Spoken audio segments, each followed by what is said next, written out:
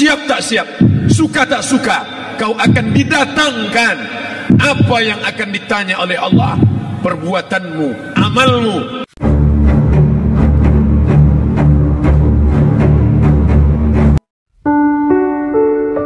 Malam ini kita menyadarkan diri kita, terlebih lagi yang berceramah, jangan kau hanya sampai menyampaikan ayat saja. Hai Abdul Samad, apakah kau yang bicara itu hatimu sudah hidup?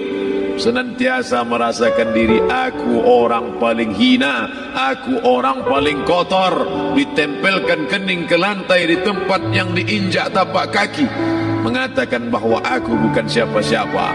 Umur diberikan Allah 40, 60, 70. Berapa yang kupakai untuk menolong agama Allah? Berapa yang kupakai untuk mengingat Allah? Mata, tangan, telinga, kaki akan diminta tanggung jawab di hadapan Allah. Dulu dibangga-banggakan, dihormati, dimuliakan. Yang kami muliakan Al-Mukarram, Al-Ustaz. Tapi pada saat tiba masanya, yang kita bawa tak lain tak bukan innallaha la yanzuru ila ajsamikum. Allah tak menengok badan, fisik, bentuk tubuh, baju. Ini sampulnya saja. Wala ila suwarikum, Allah tak menengok rupa, wajah. Walakin yanzuru ila qulub. Hati kamu yang bersih itulah yang kau bawa menghadap Allah Subhanahu wa taala. Yauma la yanfa'u malun, harta tak berguna, wala banun, anak tak bisa menolong. Harta tak berguna, anak tak mampu menolong. Illa man atallah, kecuali orang yang datang menghadap Allah biqalbin salim, dengan hati yang bersih, hati yang tulus, hati yang memercikkan cahaya iman, hati yang bersih dari hasad, busuk hati, sum'ah, riya, takabbur. Itulah yang menolong di hadapan Allah Subhanahu wa taala. Apa kata Imam Ali radhiyallahu an? An-nasu niyam. Semua manusia waktu hidup itu tidur. Bapak tidur, ibu tidur, saya tidur. Semua orang waktu hidup itu tidur. Falamma matu, ketika dia mati, disitulah dia baru terjaga dari tidur panjang. Saat Israel mencabut nyawa, ditarikkannya adalah satu centapan yang kuat. Disitulah kita baru terjaga dari tidur panjang.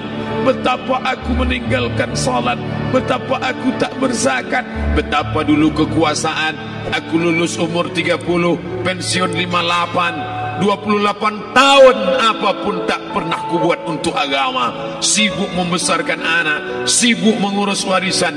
Anak pun tak ingat dengan kita, karena kita lupa menanamkan pendidikan agama di dalam otak kepalanya. Harta yang banyak tak sempat menolong agama Allah. Anak tunggal semata wayang tak sempat dididik agama. Istri meninggalkan dalam keadaan stres, susah hatinya, karena dia tak diajarkan sabar menerima ridha ketetapan takdir Allah. Dan paling celaka, tak pernah anggota tubuh ini dipakai untuk berzikir, muhasabah, mengingat Allah. Tak pernah mata dipakai menengok Quran, kitab suci Allah. Tak pernah dipakai hati merenung sejenak, apa yang akan kubawa mati menghadap Allah Subhanahu wa taala.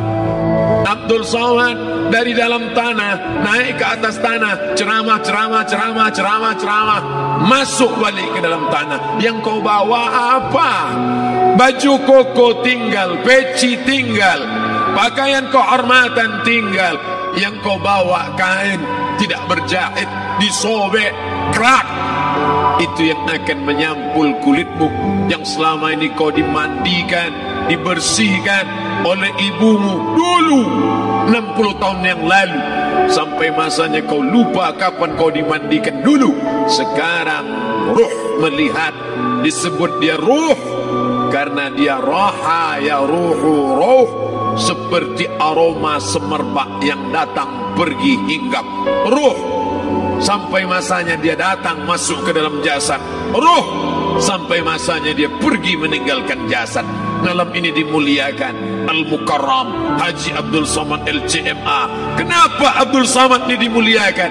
Karena ruh hinggap sejenak sebentar, sampai masanya besok pagi dia ruh keluar dari dalam tubuh ini.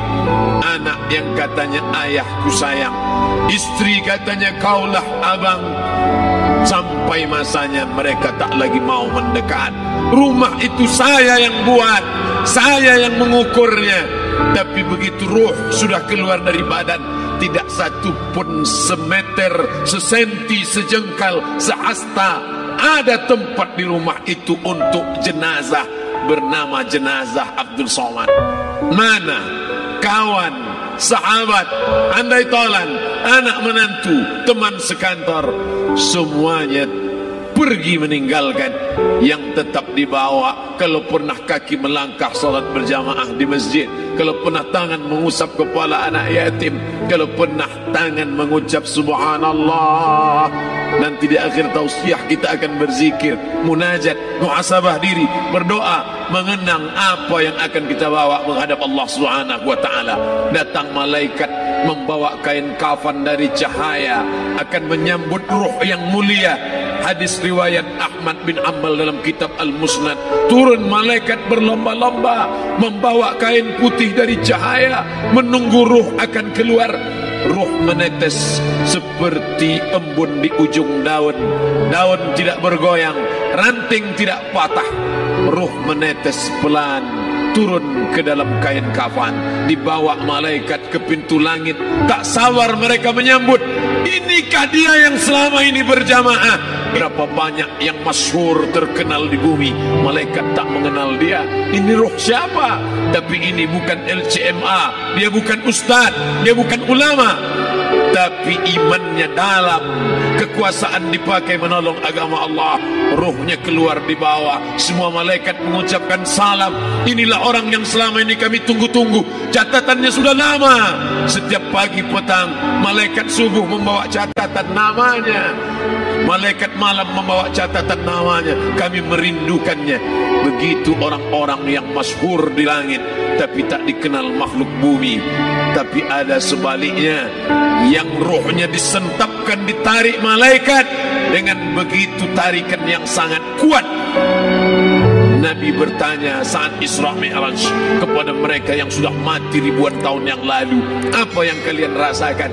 Yang satu mengatakan seperti tebasan pedang di tempat yang sama beratus kali.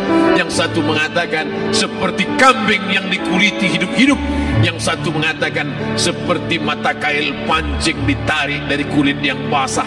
Maka kita berdoa setiap selesai salat, Allahumma hawwin alaina, ringankan kami ya Allah, fi sakaratil maut, di saat sakaratul maut yang amat sangat menyakitkan itu, di saat malam pertama di tempat yang gelap, di tempat yang tak pernah diimpikan oleh orang, tapi kita tetap melewati dan merasakannya. Perlahan-lahan cacing tanah, ular-ulat kalajengking akan menggerogoti kulit yang selama ini dimandikan, selama ini dipakaikan sampo yang mahal, selama ini dioleskan pelembab yang lembut.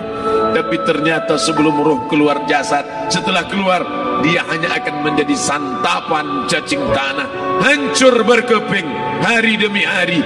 Yang pertama kali membusuk adalah mata, karena dia berisi cairan. Cairan ini mengering, busuk dan berlubang. Lalu kemudian usus sebulan di dalam tanah, mulai dia menggelembung masuk angin dan dia meletus pecah. Cacing-cacing tanah mulai datang menggerogoti, memakan. Habis, siap tak siap, suka tak suka, kau akan didatangkan. Apa yang akan ditanya oleh Allah? Perbuatanmu, amalmu.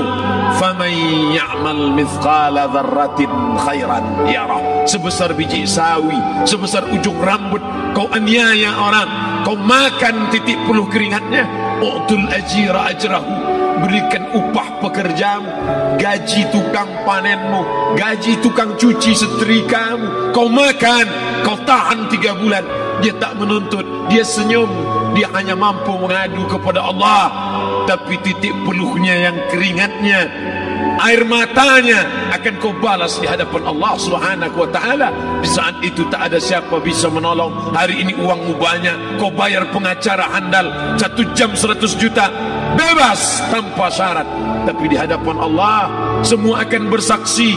Al-yawma naqtimu ala, lidah yang selama ini pandai bicara dikunci, ditutup Allah Ta'ala yang akan bicara. Wa tukallimuna aydihim wa tashhadu arjuluhum, kaki akan bersaksi, tangan akan bicara. Bima kanu yaksibun, yang pernah dilakukan di masa yang lalu. Mata melihat seolah-olah nyata perbuatan itu pernah dilakukan dulu. Kita lupa, kita tak ingat. Tapi catatan malaikat terlalu terang benderang. Wa in kullun lamma jami'ul ladaina muhdarun, catatan dibaca sampai-sampai orang itu tak percaya.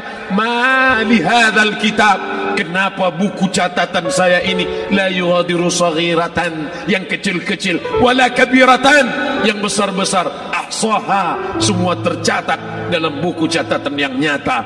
Dalam surat Al-Isra apa kata Allah? Iqra. Hari ini kalau dikatakan Iqra baca Quran, Iqra baca Yasin, malam Jumat Iqra baca surat Al-Kahfi, tapi sampai hari itu Yasin tak bermakna, Al-Kahfi tak lagi disuruh baca karena hidup sudah berakhir. Iqra baca, apa yang kau baca? Kafa binafsikal yawma alaika hasiba, baca buku catatan amal. Sampulnya dosa, isinya dosa. Catatan kakinya dosa, sampul penutupnya dosa, bibliografinya dosa. Sampai ia pun tidak percaya, kenapa aku hidup hanya dosa saja. Saat itu dia mendengar teriakan azab, saat itu dia menyaksikan pekikan teriakan sakitnya siksa. Rabbana, ya Tuhan kami, farji'na, balikkan lagi kami ke dunia. Rabbana, ya Tuhan kami, absarna, mata kami sudah melihat azab, wa sami'na, telinga kami sudah mendengar sakitnya pekikan teriakan jeritan. Farji'na, balikkan lagi kami ke dunia.